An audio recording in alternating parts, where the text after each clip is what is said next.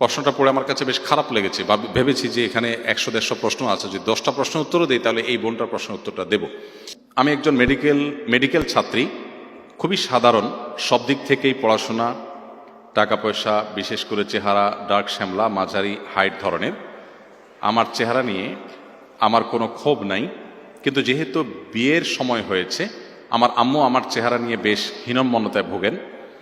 মুখের উপরেই বলেন যেহেতু আমি অসুন্দর, কোনো ভালো যোগ্য পাত্র আমি পাবো না।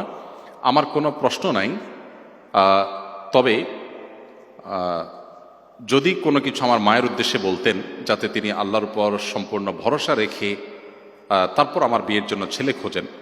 প্রথম যে পুরুষকে দেখবে সে সাথে সাথেই যেন বিয়ের জন্য জোরাজোরি না করেন। দেখুন, আপনারা তো অনেকে হেসে দিয়েছেন প্রশ্ন শুনে, কিন্তু এই প্রশ্নটি আমি এর আগেই পড়েছি।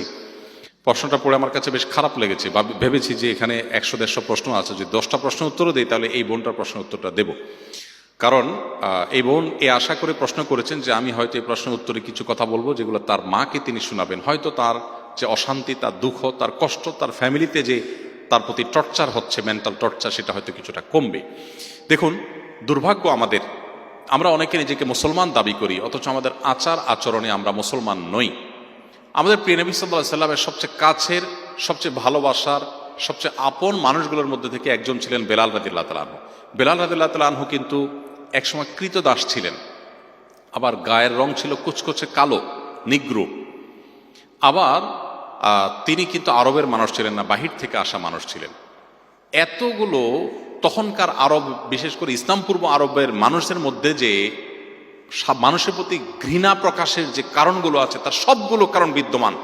এরকম একজন মানুষকে নবী সাল্লাল্লাহু আলাইহি সাল্লাম ভালোবাসার জায়গায় স্থান দিয়েছেন, তার মসজিদে মুয়াজ্জিন হিসাবে নিয়োগ দিয়েছেন, সম্মানের জায়গায় তাকে বসিয়েছেন। এটাই ইসলাম। অতএব কারোর চেহারার অসৌন্দর্য বা চেহারার কাটিং ভালো না বা গায়ের রংটা হয়তো শ্যামলা বা কালো, এ কারণে কাউকে যদি তাচ্ছিল্য করা হয়, তাকে যদি অপমানকর কথা বলা হয়, মন খারাপ হওয়ার মতো কথা বলা হয়, সেটা যদি খোদ বাবা মাও বলেন, তাহলে এই বাবা মা আল্লাহর কাছে পাপিষ্ঠ এবং অপরাধী হিসাবে বিবেচিত হবেন এবং কিয়ামতের ময়দানের বিচার হবে। মেয়ে হয়েছে দেখে যা তা বলবো, ছেলে হয়েছে দেখে যা তা বলবো, এত সহজ না। আল্লাহ তাআলা বলেছেন, মা ইয়ালফিযু মিন কাওলিন ইল্লা লাদাইহি রাকিবুন আতীদ।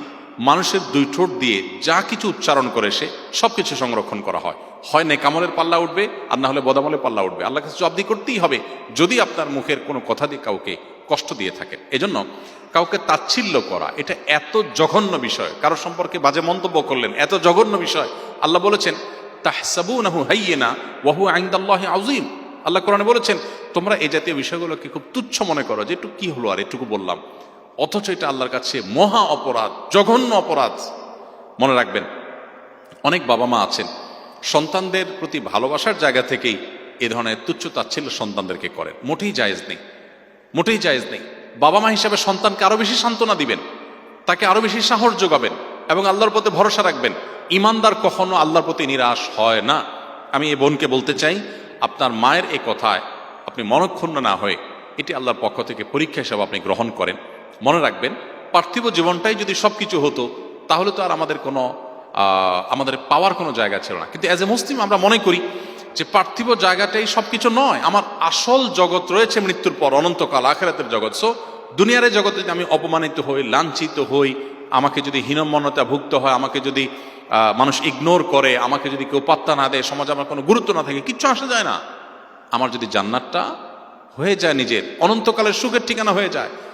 এর বিপরীতে যার আল্লাহর প্রতি বিশ্বাস নাই, সে তো দুনিয়াতেই সবকিছু মনে করে। দুনিয়াকে সবকিছু মনে করার কারণে দুনিয়ার কোনো কিছু না পাইলে সে ডিপ্রেসড হয়ে যায়, সে পাগল পড়া হয়ে যায়, তার আখিরাতের প্রতি কোনো ভরসা নেই।